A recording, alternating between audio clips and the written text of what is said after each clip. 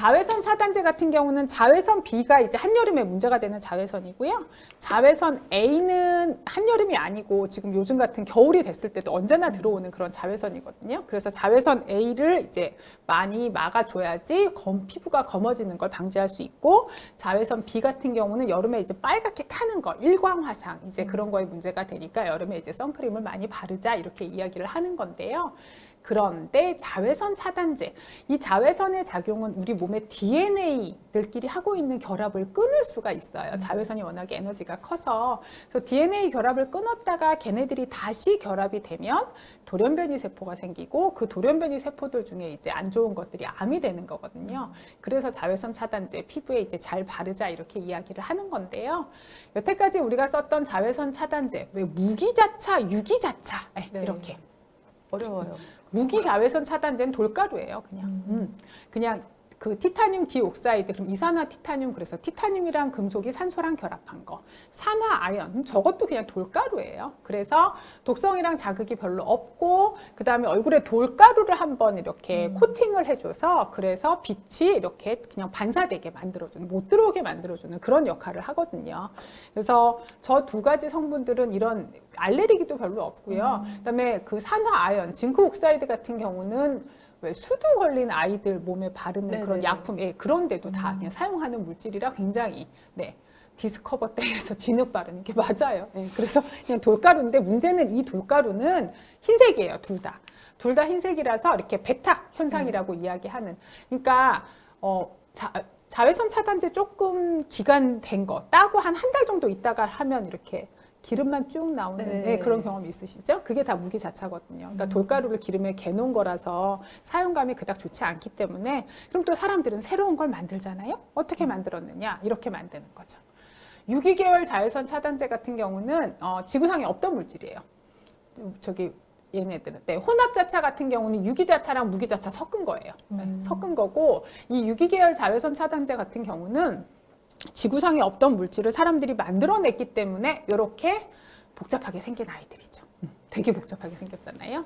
쟤네들은 저 안에 있는 선 2개짜리 이중결합들이 끊어지면서 자외선이 들어왔을 때 저 이중결합이 끊어지는 걸로 자외선을 흡수해버리는 거거든요. 그래서 이중결합이 끊어지면서 이제 약간의 분자도 작은 분자로 쪼개지고, 거기에서 이제 약간의 열이 나온단 말이에요. 근데 저렇게 작은 분자로 쪼개지는 애들은 반응성이 있으니까 그 녀석들이 이렇게 눈 주변에서 이렇게 반응을 하면 눈이 좀 따갑거나 이제 이런 일들이 생기는 거죠.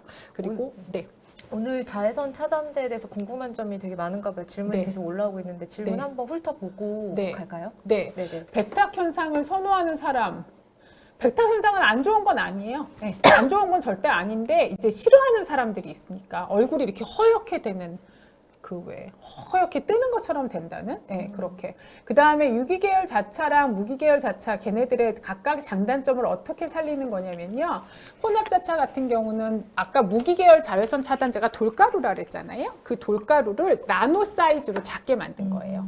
나노 사이즈로 작게 만든 다음에 거기에 이제 유기계열 자외선 차단제로 같이 코팅을 해가지고요. 그래서 그 두 개를 한꺼번에 바를 수 있게.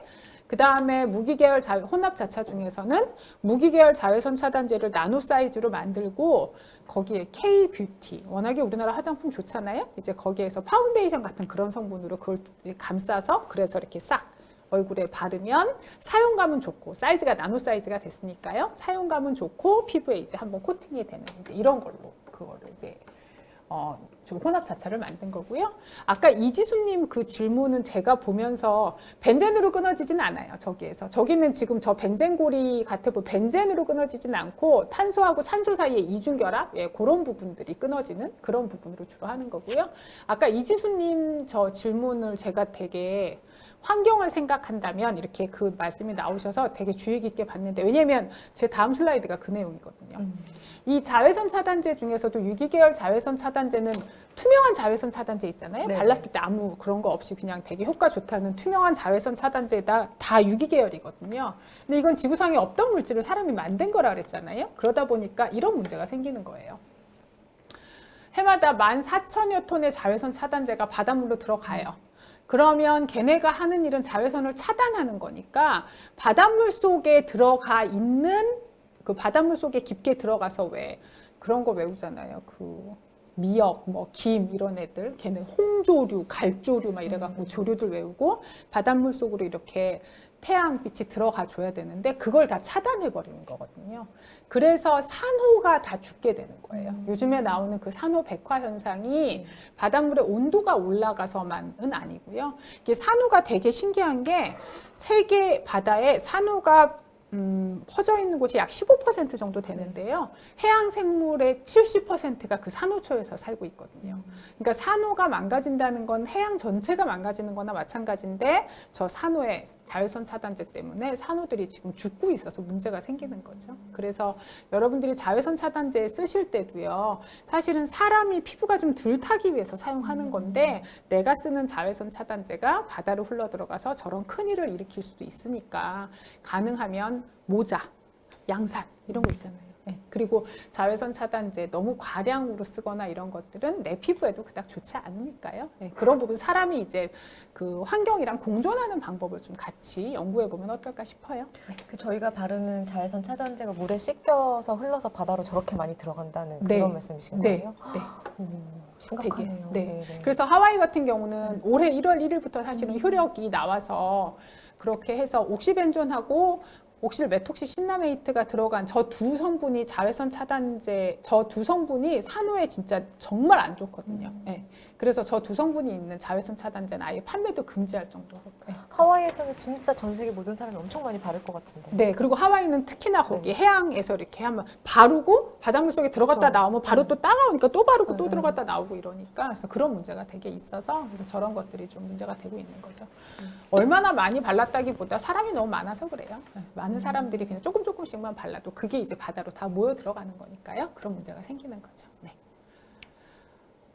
가습기 살균제 같은 경우는 사실은 물통 속에 세균의 번식을 막는 거예요. 그런데 세균은 저런 세균들이 있는 건데요. 가습기 살균제를 사용하는 이유는 그 안에 세균, 뭐 곰팡이 이런 걸 막으려고 쓰는 건데 저 세균은 아프리카 가나에 있던 세균일까요? 우리 집에 원래 있던 세균일까요? 우리 집에 원래 있던 세균. 그렇죠. 네. 그러니까 이게 건강에 대한 사람들의 염려, 그다음에 그 염려에 대해서 뭔가 그 마케팅의 포인트로 만들고자 했던 화학회사 이제 그런 것들이 같이 맞물려서 생긴 그런 문제인데요. 우리나라 가습기는 저기 지금 보시는 저 가습기가 초음파 가습기라 그래서요. 우리나라는 전기료가 싼 편은 아니거든요. 가정용 전기료가. 그래서 되게 적은 양의 전기로 많은 분무량이 필요했기 때문에 초음파 가습기를 사용을 해요. 초음파는 이렇게 안경집 가면 이렇게 안경 닦아주는 그런 네, 그런 초음파라서 그걸 사용을 하는데 문제는 저렇게 들어있던 가습기 살균제 뭐 CMIT, MIT 같은 저런 가습기 살균제 있잖아요. 근데 사실은 저 가습기 살균제를 내가 만약에 먹었다. 뭐 PHMG나 PGH 같은 저 가습기 살균제를 내가 먹었다. 그럼 문제 안 됐어요. 쟤는 진짜 응가로 다 나오거든요. 몸 안에서 작게 저 분자로 쪼개지지도 않고 내 몸에 흡수도 안 돼요. 그리고 CMIT나 MIT도 마찬가지로 굉장히 사람한테, 생물한테 굉장히 프렌들리한 물질이라서 그래서 그냥 물티슈나 어디나 막 써도 돼요. 적은 양으로 진짜 항균 효과가 너무 좋거든요, 얘네들은. 그런데 문제는 뭐였냐면 이게 문제였던 거죠. 가습기 속 초음파들이 저런 결합들을 끊을 수 있다는 거예요, 이렇게. 결합들을 끊을 수 있기 때문에 그래서 아까 봤던 저 안정한 물질들이 초음파 가습기에서 중간중간이 끊어지면서 불안정하고 반응성이 큰 물질이 됐는데 그걸 이제 주로 신생아이거나 아니면 산모이거나 어린 아이들 그런 사람들에게 이렇게 계속 건강을 위해서 사용하는 가습기에 저게 들어있었기 때문에 문제가 된 거죠. 네.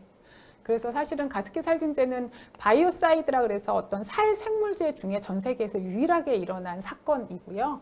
우리나라의 어떤 사람들의 그런 학력 상태가 더 너무 높고 더 완벽을 추구하고자 하는 그런 마음이 있어서 그래서 가습기 살균제 피해자들이 제가 제일 가슴 아픈 건 진짜 성실한 사람들 내 아이, 그다음에 내 가족의 건강을 위해서 정말 이거만큼은 꼭 하려고 노력했던 사람들이 많이 다쳤기 때문에 그래서 더 가슴 아픈 사건인 것 같긴 하거든요. 초음파 아니면 어떤 가습기가 있냐면 요즘에 그냥 왜 자연 기화식 막 이래서 그냥 에어워셔 뭐 이런 식으로 나가거나요. 아니면 아예 가습기를 쓰시려면 그것도 괜찮아요. 저희 집은 가열식 쓰거든요. 가열식이라고 약간 이렇게 높은 온도로 그냥 끓이는 거예요. 말 그대로. 예, 근데 좀 시끄럽긴 해요. 끓이는 거니까. 예, 그래서 그런 가습기이거나 아니면 그냥 자연 기화식 그래서 집이 좀 따뜻하다면 정말 이렇게 수건 같은 거 여러 개 겹쳐 놓는 그런 형태로 자연 기화되는 그런 가습기도 괜찮은 거죠. 네. 강연하신 소감 한번 말씀해 주시고요. 네네네. 그냥 실험 보여드렸는데 여러분들께서 그냥 별거 아닌 실험이지만 되게 기분 좋게 봐주셔서 좋았고요. 그다음에 저기 서포터 여러분들 고생 너무 많이 하시는 거 봐서 좀 미안했어요. 미안해요. 네 그리고 박사님 너무 감사해요. 네, 아우 정말 이런 찰떡궁합이 있나. 그러게요. 이 슬라이드는 뭐죠? 네.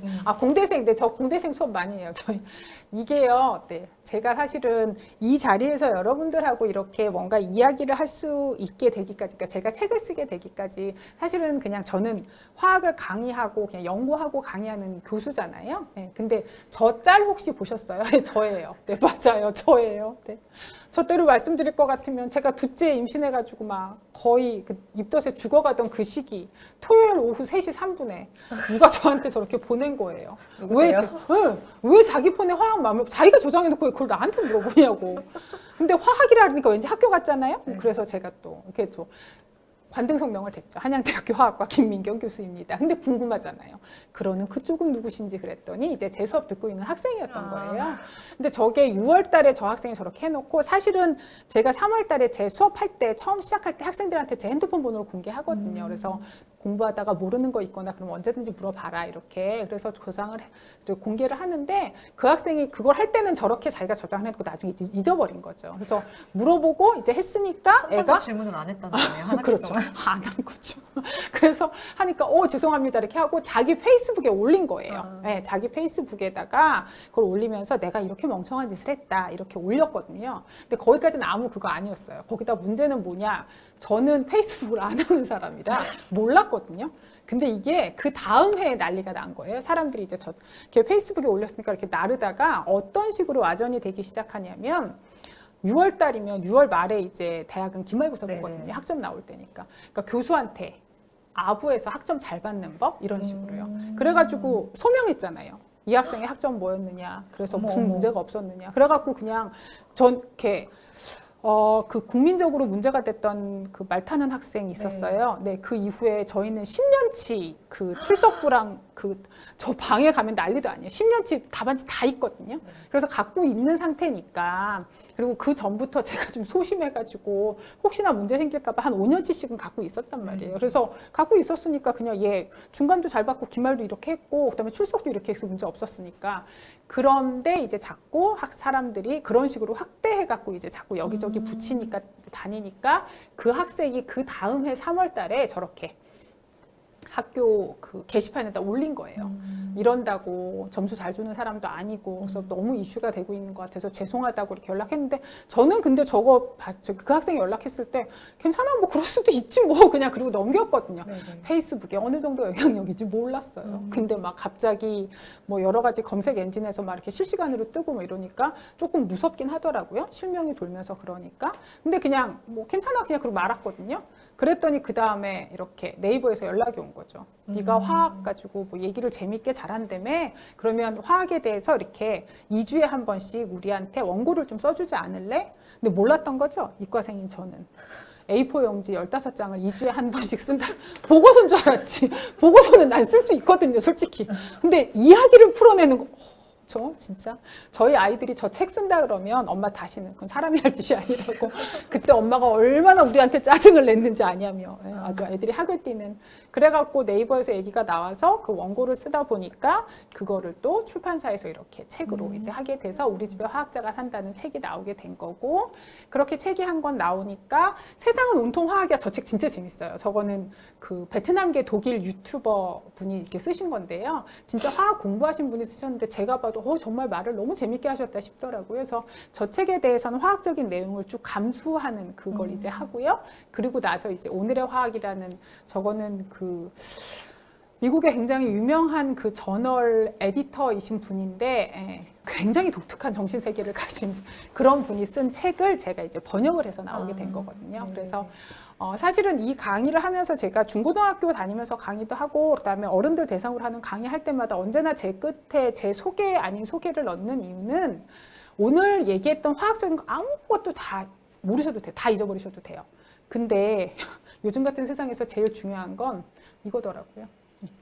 누군가한테 한번 익명으로 얘기했을 때 그 사람하고 소통하는 나의 그 문자나 이런 SNS 한 줄이 내 인생에 정말 저 같은 경우는 이제 굉장히 좋은 형태로 이제 온 거지만 그렇지 않은 경우는 나락에 떨어질 수도 있거든요. 그리고 친구에게도 정말 큰 문제가 될 수도 있기도 하고요. 그러니까 여러분들이 그런 부분은 좀 정말 요즘 같은 세상에 조심하시는 게 어떨까. 네, 그런 생각을 해보고 그래서 이걸 언제나 소개하고 있죠. 네. 네, 오늘 강연 또한 바로 그런 시간이 되었었으면 네. 합니다. 저희가 이 책이 탄생까지 모든 비하인드를 이 자리가 아니면 어떻게 알 수 있었겠어요. 네. 네, 오늘 화학물질의 편리함, 그리고 또 위험성, 그리고 또 두려움 이런 모든 것들을 올바르게 화학을 이해하고 화학에 대한 많은 오해가 풀릴 수 있는 그런 시간이었기를 바랍니다. 자, 우리 모두가 똑똑한 화학의 사용자가 될 수 있도록 이렇게 안내해 주신 우리 교수님께 다시 한번 감사 인사를 드리면서 다음 11월 달짝한 사이언스는 저 올해 과학관에서 준비한 마지막 강연입니다. 인류를 구한 12가지 약 이야기라는 책을 쓰신 정순규 약사님을 모시고 약과 또 시대가 시대인 만큼 바이러스, 백신에 관한 이야기까지 나눠주신다고 하셨으니까요. 네, 11월 마지막 주 수요일 저녁에도 다시 한번 만나도록 합시다. 네, 그럼 교수님 다 같이 한번 이렇게 인사해볼까요? 네. 네. 네, 11월 강연에서 또 만나요.